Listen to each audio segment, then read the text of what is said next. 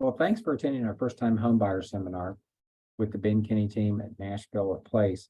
And today we're going to walk you through the different steps of buying a home. Also tell you about some first time homebuyers programs that we have for help you with down payment assistance and also closing costs.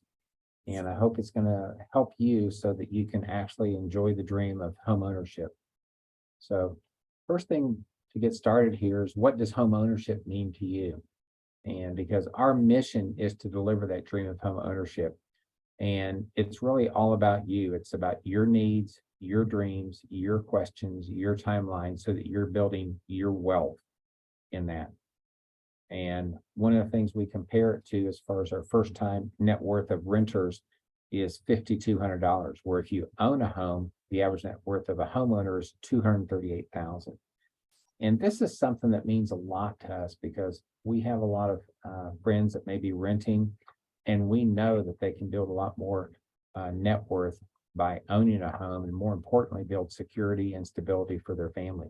If they have a hiccup in their employment, or let's say it's a problem with health, then they're easily going to be able to get through that then. Okay.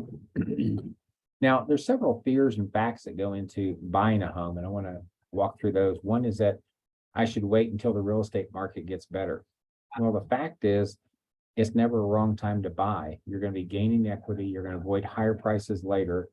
And interest rates may be at some point higher, but as you get into it, you can also refinance those. And one of the great things about one of our companies is we can do that at a low cost. But the biggest thing is to get your home so you can start building that equity. The next fear is, I don't have enough money for the down payment. And the fact is, there's a variety of lender programs available to you, which down payment assistance, also 100% financing, like VA or USDA, or low down payment options. And right now I'm going to turn it over to Roy Lithgow, and he is with Interlink Mortgage. And Roy, why don't you talk about some of those different programs that you have? And you're on mute right now. You would think by now after Zoom I would know that, but yeah, so there's some great down payment assistance programs. The first one that comes to mind is THDA. They provide two programs that are that can help you. One is, if you're a borrower that maybe has a little bit of money for a down payment and has some money to cover some of the closing costs, but maybe not all, or it's going to completely deplete you of money afterwards, you could do the $6,000, and they give you that. You do not have to repay that monthly. It is it's not a gift, because obviously once the house is sold, you do have to pay that money back, or if you refinance. But they'll give you up to $6,000, and it will, obviously go to kind of bridge the gap between maybe you having to wipe out your entire account, or wanting to, just you maybe don't have quite enough money there. The other program is up to 6%. So these loans are normally tied in with a conventional 3% or an FHA 3.5% down. So they would give you the money for the down payment and come pretty close to covering most of the closing costs for you. Now that loan does have a repayment on it for the 6% down. But it is a great option. I'll give you a quick success story. We helped a client the other day. They bought a home for $375,000, which is pretty much at the max for the down payment assistance. They were able to, at closing, get their appraisal money back, and also their earnest money, which literally meant they were bringing no money to the table. So at the end of the day, I mean, you couldn't go rent a place in Nashville and not have to at least pay the first month's rent and last month's rent, or some sort of deposit. So these guys are able to buy this home, $375,000, and literally they got all the money back that they basically put into the transaction.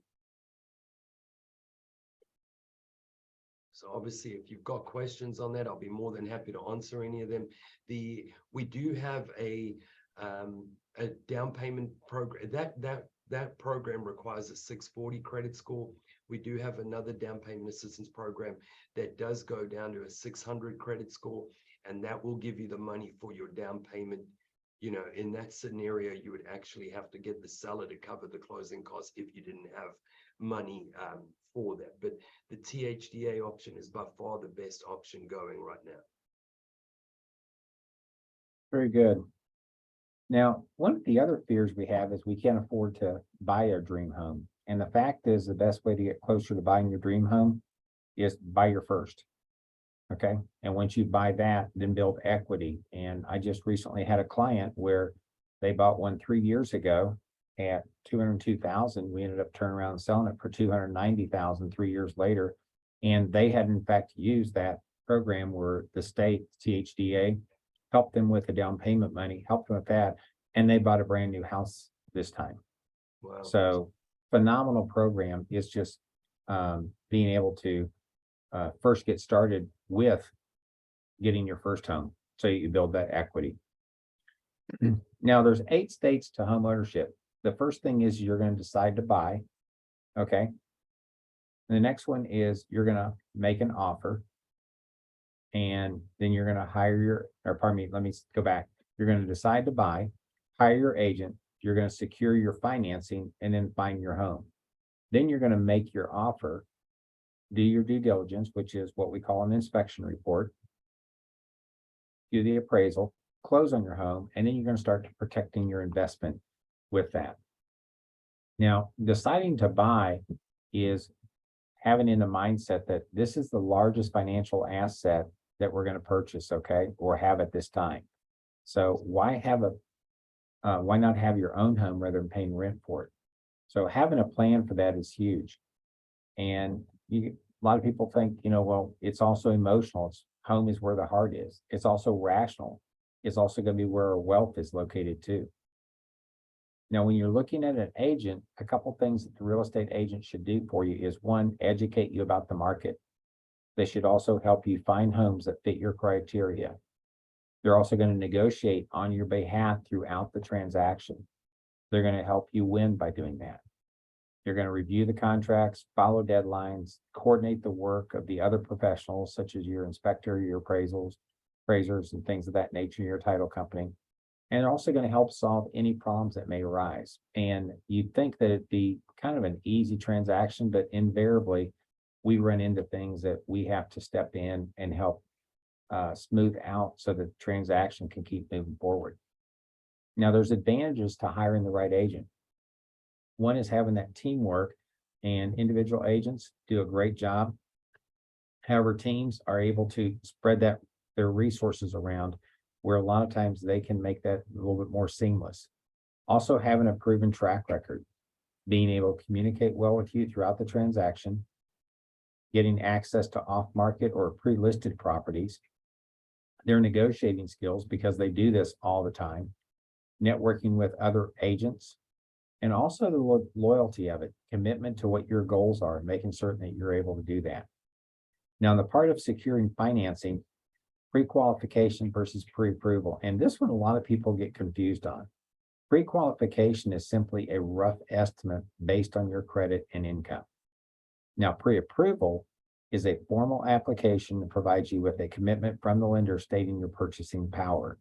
So if you're trying to remember the difference between, remember the A that you want to get in school, where that was a good grade. So just remember pre-approval. So that'll help you remember that.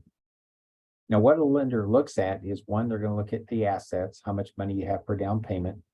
They're going to look at a thing called debt to income ratio. How much are you paying in rent, bill payments such as utilities, food, gas, things of that nature, versus how much are you taking in? So that's that debt to income ratio. Then they're going to look for a credit score of 640 or higher. Does that sum that up correctly, Roy, or anything you want to add to that? We go down to a 580 credit score on our FHA product. So that would require the 3.5% down The one great thing is that when you're talking to people, a 580 and above credit score, 83% of the United States population have a credit score above a 580. So 83% of people that we talk to probably could qualify for a home. Wow, that's awesome. Now then, breaking down your investment, if you look as far as what your down payment's going to be, which could be anywhere from 0 to 5%, because we have VA programs in there, or we have programs where they're helping with that. You look at your closing costs, which is going to be about 3%. Now, these will be like escrows that you have for your insurance, your property taxes that you have to pre-fund at the time of closing, and your inspection fee, which is going to range around 500. That can be more if you have more inspections done, or let's say you get a really good deal, it may be a little bit less, but typically it's going to be around that $500 mark. And then finding your home. Now, most people find it online. Over 50% people find their home online. 29% find it through a recommendation by an agent, and that could be networking with other agents. And then 20% find it through different things such as listings, signs, neighborhoods, friends telling them about it. But the other part is looking at homes in person. So when viewing a home, what to consider and what your agent should consider are different. You're going to want to look at layout, the space, the sense of the value, the convenience of the location to your work, your schools, what other features and amenities they have in that subdivision. Do they have a pool per se? Okay. Now your agent's going to look for how does a home compares in terms of size, layout, and value of other homes in the area, as well as maintenance and structural concerns. Now, when we take a look at making an offer, the components of an offer is one is going to be the financial part of it, the price that this and the seller paid closing costs, earnest money. Also the timelines, the due diligence period, such as your inspection, appraisal, financing contingency, also the closing date. And then any special stipulations we may have in there too, or additional conditions. Now, the due diligence and appraisal part of it is the period of time to perform inspection or back out. And that's the thing, is when you go through that inspection, at that time, if it finds out that it's going to be more work than what you want, or maybe there's something that wasn't apparent, you can say, I'm out, and you get the earnest money back at that time. It could be that there's some broken, when I say broken bones, bumps, and bruises, it could be some different things that we ran into that, again, we don't want to go through, or obtaining relevant information such as contractor quotes, second opinions. Maybe the survey found out that you've got the neighbor's garage that extends into your property line, and you don't want to have to mess with that later. So those are all different things that during the inspection or due diligence period that you could say, no, I'm going to be out on. Now, in your inspection, it's the big stuff that really matters. Cracks or crumbling in the foundation, water stains in the ceiling, floors, or walls, faded or worn shingles, missing shingles, mold issues. Okay, so the next part would be performing an appraisal for the property. Now, the appraisal is someone that comes in, he's licensed, he's been trained for this, and he is actually taking a look as far as what shape your home is in, how well it's updated, and then he's comparing it with other similar homes in the area that have already sold. And that's that third party that's going to determine value of your home. And then once we get that, as long as it matches up the amount of money that we requested to buy the home, the sale moves forward. If for some reason that's short, then one of four things will happen. One is, if it's short, as far as the appraisal came up, say $20,000 less, is the buyer can say, I'm going to make up the difference and buy the home anyway. The seller could say, you know what, I'm going to drop my price so you can buy it. Or they can meet in the middle somewhere. And the last one is you can walk away. If you decide to walk away because the appraisal didn't come in, again, you're going to get that money back, is what we're looking at. Now, the next part is closing on your home. Now, typically there's a couple steps to that. On pre-closing responsibilities, you're going to secure homeowner's insurance. And then you're actually going to do your final walkthrough of the home.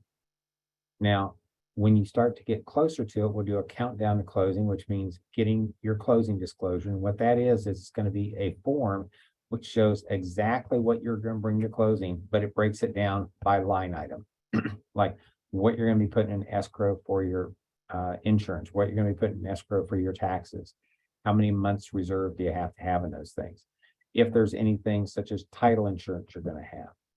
So that way you're going to have all that done so you know exactly the bottom line, so there's no surprises. And then you'll also give you information as far as where to wire transfer the money to. And once they get that, then they can give you the keys. Now, the other part is getting a clear title to make certain that nothing is owed on the property. Nobody has posted a lien on it. So those are all the countdowns to closing. The last part is protecting your investment. Now, the two keys to good home habits is one, keep it clean. Perform routine maintenance on your home systems, depending on the age and style. You've always heard them change the air filters in the air conditioner. It does make a huge difference. Okay. Keep an eye out for signs of leaks, damage, wear, fix small problems so that they can save you money later. If you have a faucet that's dripping slowly, go ahead and get it fixed. Either replace the washer or replace the faucet. Okay. If you see water seeping around the toilet, pull it up, see what it is, see if it's a wax ring that maybe failed, or maybe the toilet's cracked. But you want to keep up on those so you don't have something become a big problem later. Another one is keep in touch with your agent. They've got great vendor connections that they can help you with if you're needing someone that can replace toilets or build a deck or do pressure washing on the house. They're also going to give you market updates. What's the market doing right now? And there's several other things that they can help with too, as far as if you got questions as far as what is the market doing now. Last one is thank you for your time for coming today. We really look forward to delivering the dream of home ownership to you. Let's get started. Stay on the call. We'll set up a buyer consultation with us, and you can reach me at wes@benkennyteam.com. I'm the team lead here for the Ben Kenny team of Nashville. And that way we can get you set up with a great agent, which would match you. Love it. Hey, Wes,